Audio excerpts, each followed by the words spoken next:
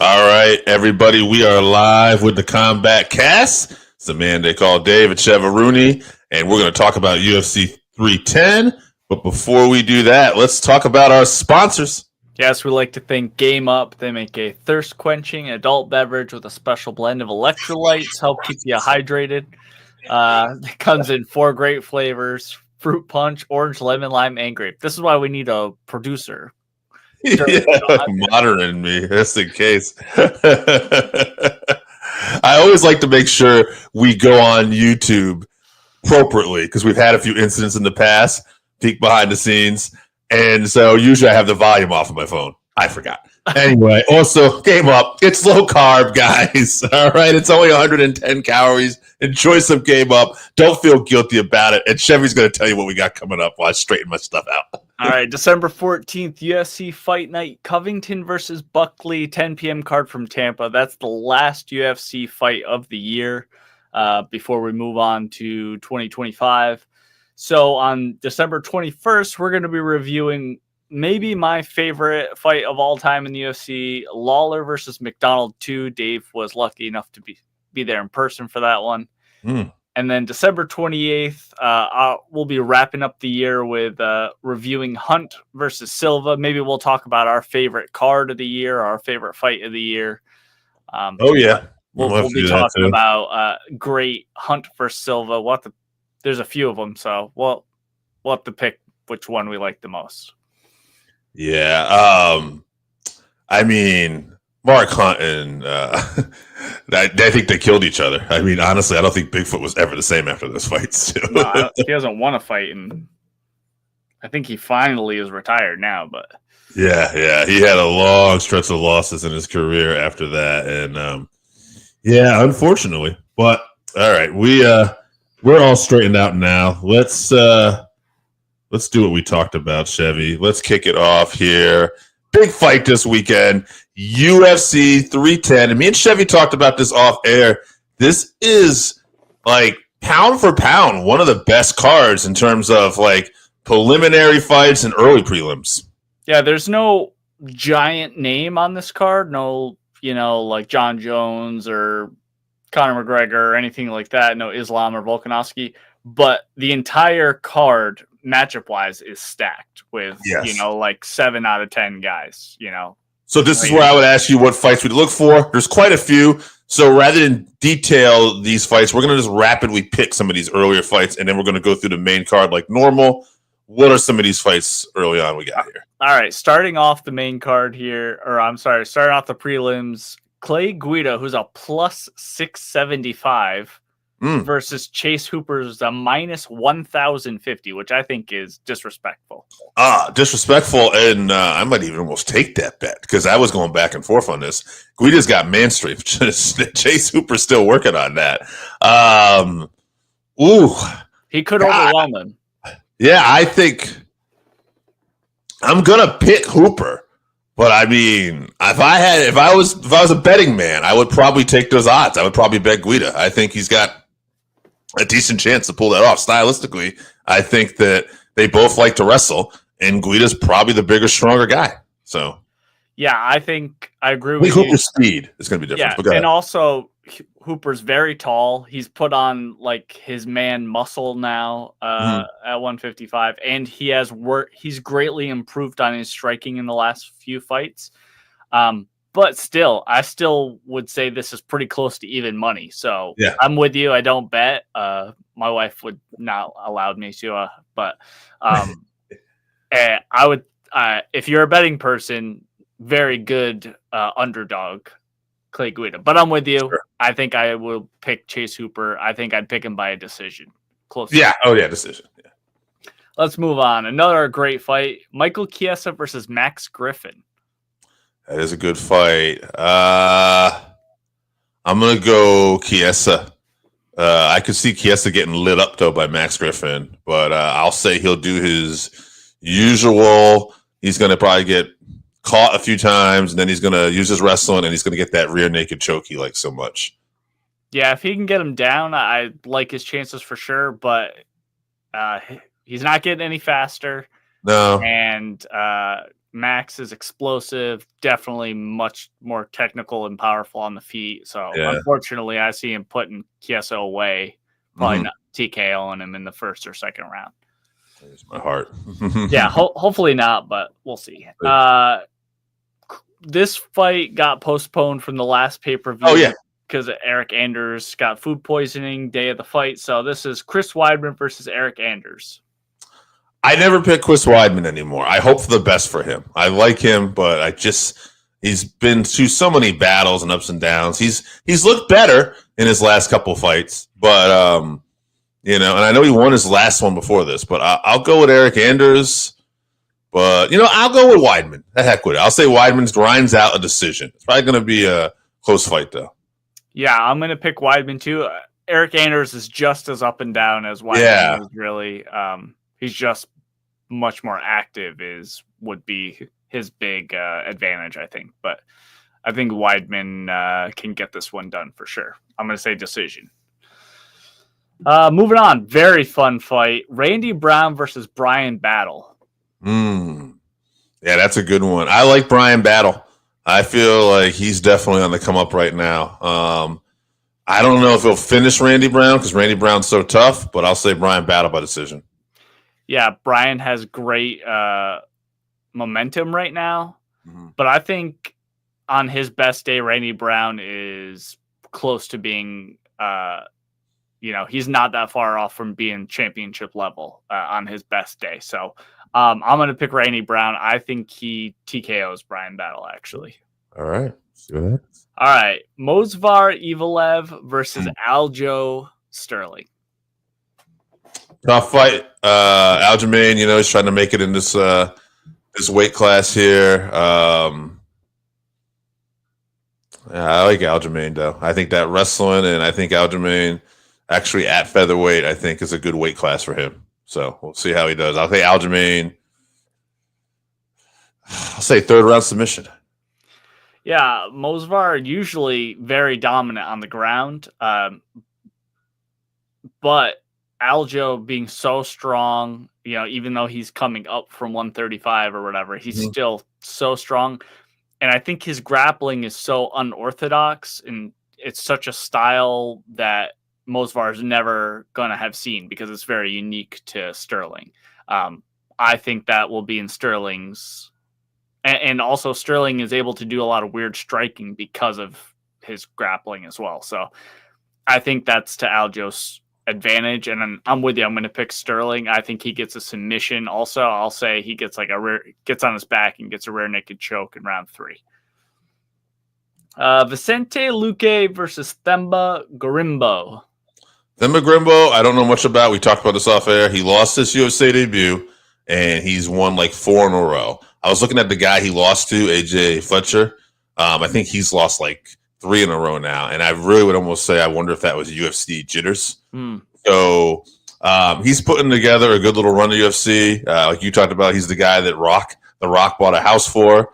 So he's got it right. But Vicente Luque, that's a different animal. That's a guy who's fought some of the best, and he's been in there with a lot of the best. I know he's been inactive, injuries and stuff too, but for now, I'll put my money on Vicente Luque in this fight. I don't know. We'll say I don't know. I should look up to see if this guy's ever been finished before. I'll go with Vicente Luque with a third round TKO, though. Yeah, I'm with you. Luque is a finisher on the feet and on the ground. So I think he's, he is getting older, but I think he's still got it for sure, too. So I'm going to say submission, probably late.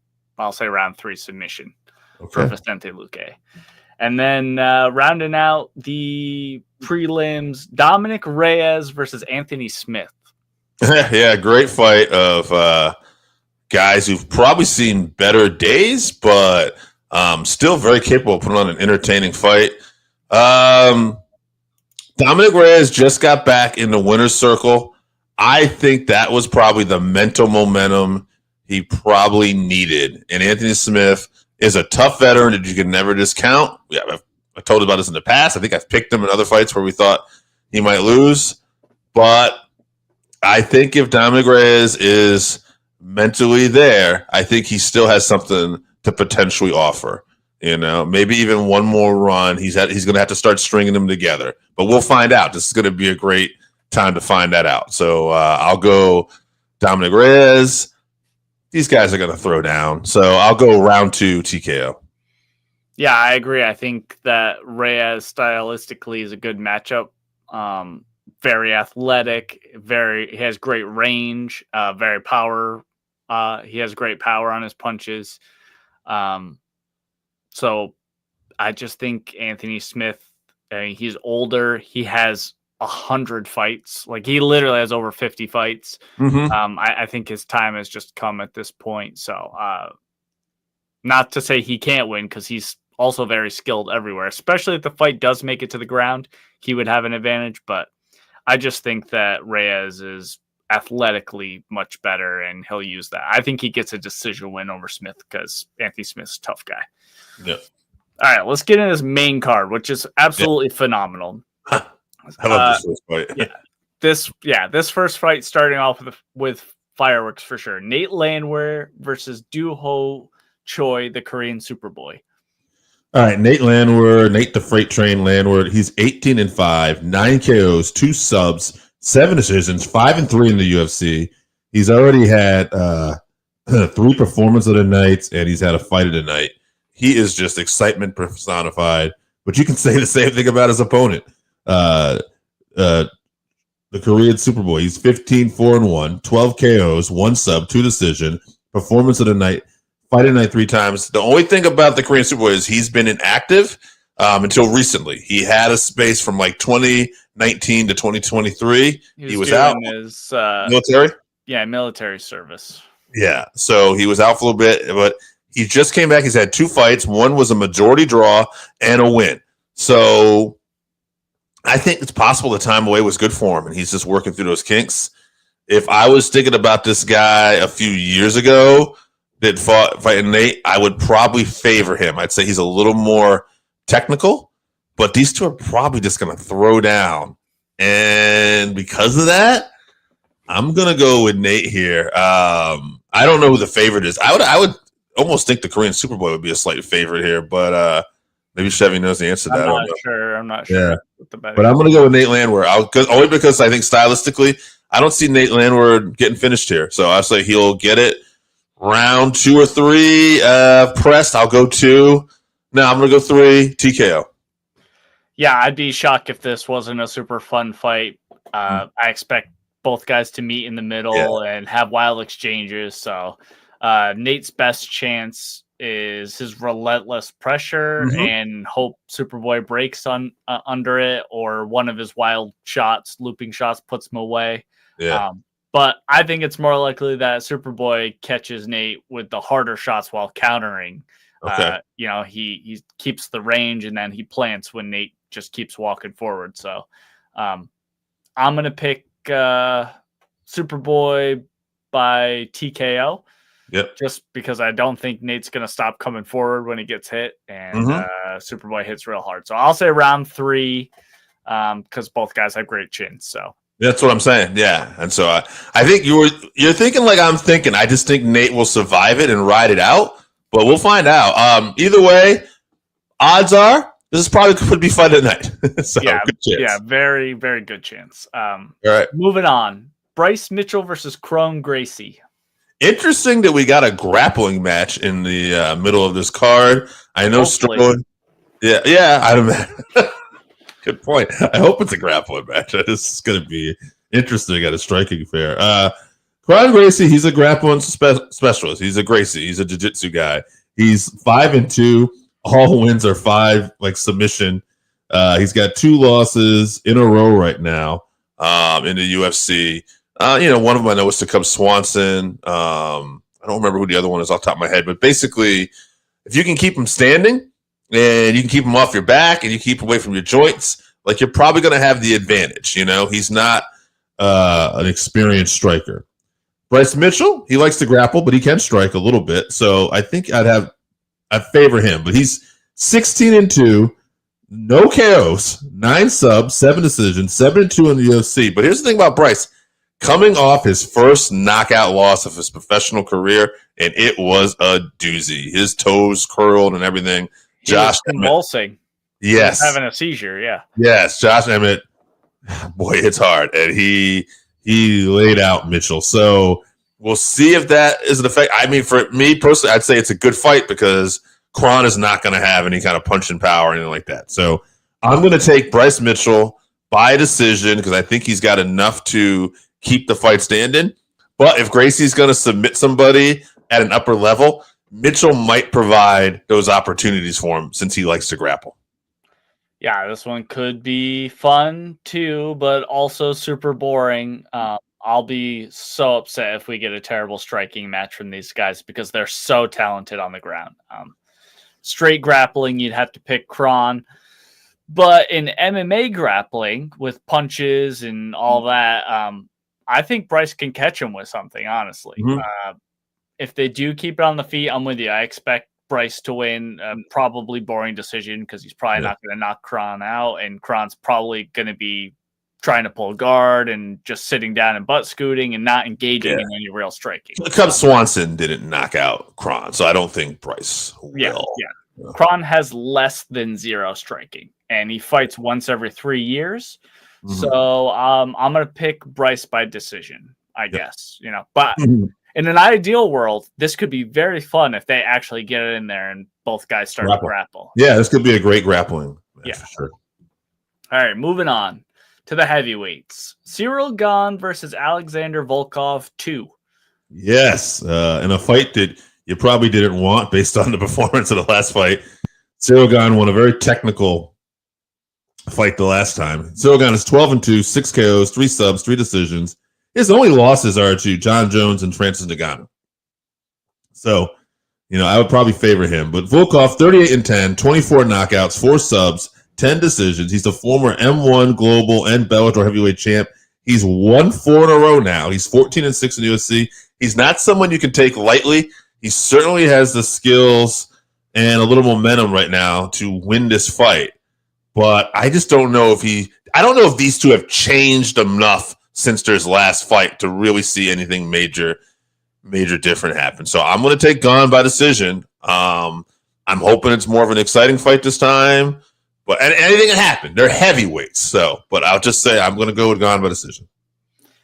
Yeah. I mean, since that last time they fought, Volkov has been super active and dominant. Like you mentioned, Gane's been filming movies and playing. Yeah, filming movies and playing FIFA. So Gane's always very tough, but honestly, I think Volkov is better everywhere right now. And with the momentum, I think he gets a decision win this time. I hope I'm wrong. I really want Volkov to actually win this. Yeah, me too. He's more active too, so. Yeah, and plus he has an awesome Oni back tattoo, which I love. So, all right, moving on. This could be fight of the night as well. Good. And very likely could be. Shavkat Rakhmonov versus Ian Machado Garry. All right, so Rakhmonov was supposed to fight for the title here. Bilal Muhammad was obviously injured. And this is, I don't want to say it's a more interesting fight because it's obviously, I'm sure Shavkat would rather fight for the championship.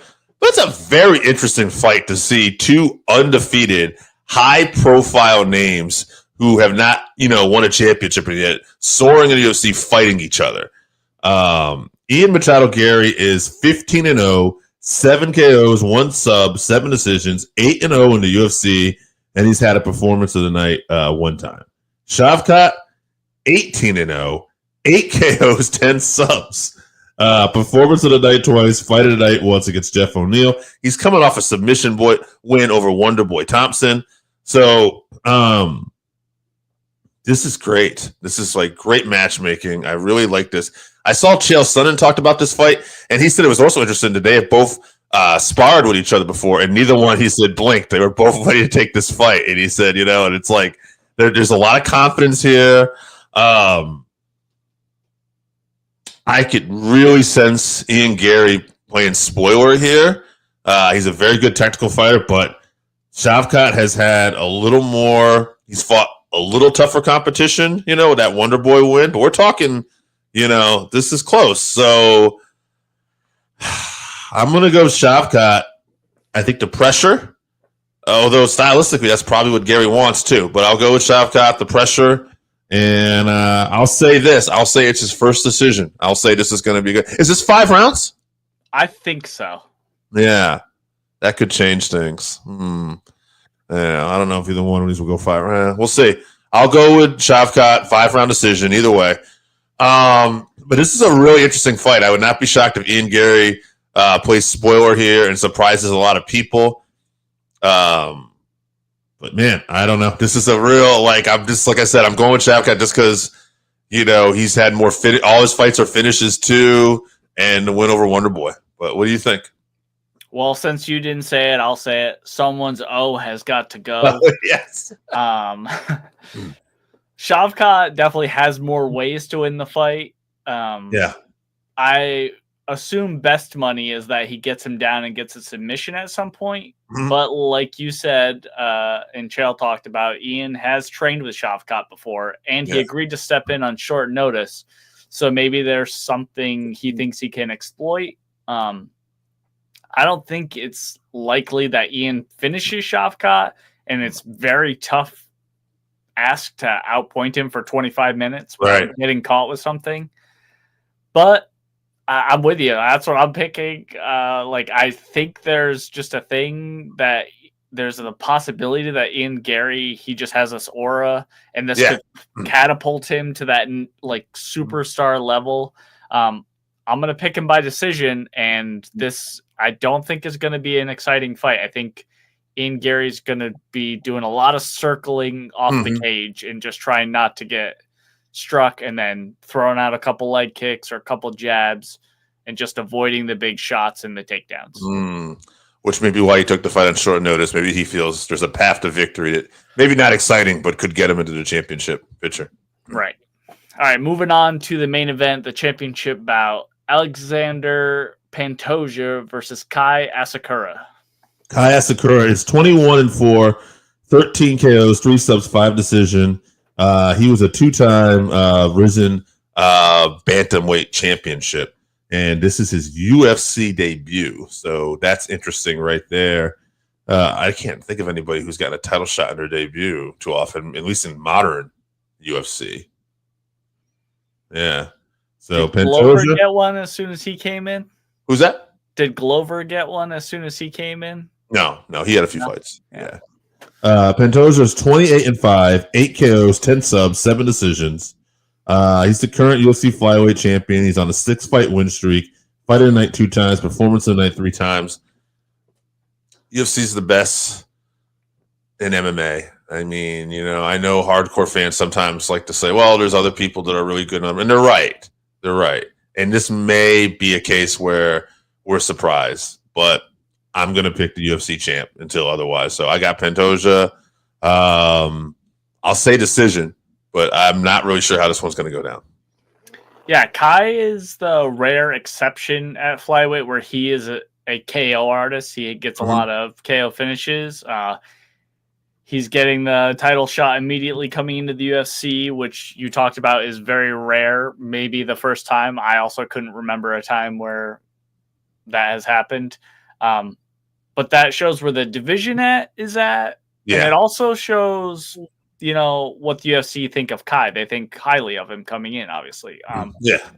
I think he's very good, but he has losses to Manel Kape and Kyoji Hiraguchi in Ryzen, which, I rate them both high, but I don't think either one of them are beating Pantoja. So that's it, right? Exactly. Yeah.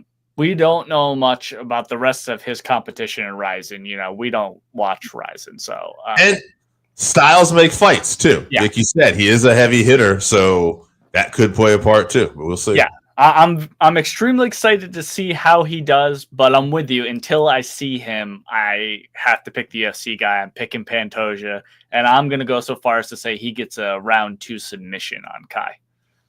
UFC jitters. I saw Brennan Schaub make this point that this is the first time he's fighting in a cage also, because in Ryzen they fight in a ring. So I don't know how much that makes a difference, but defensively up against the cage, it will make a difference. So I don't know how much, but I also don't know if Pantoja is going to back him up against the cage. But I think there's a lot of variables that we don't know the answer to, and so I'm going to pick the safe bet and pick the UFC guy. So Pantoja round 2 sub. All right. Why don't we tell people we got coming up one more time? All right, December 14th, UFC Fight Night Covington versus Buckley, 10 p.m. Eastern card from Tampa. And then December 21st, we'll be reviewing Lawler versus McDonald 2.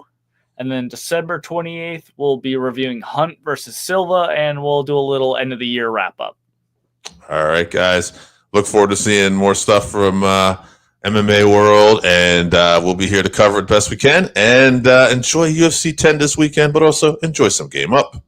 If you haven't tried Game Up, then you are missing out. Imagine your favorite seltzer and your favorite sports drink had a baby, but it's way better than that. Each can is 110 calories, low carb, 4.9 ABV. It's a nice light drink that is not light on flavor. Game Up comes in fruit punch, orange, lemon, lime, and grape. Pick it up at Drink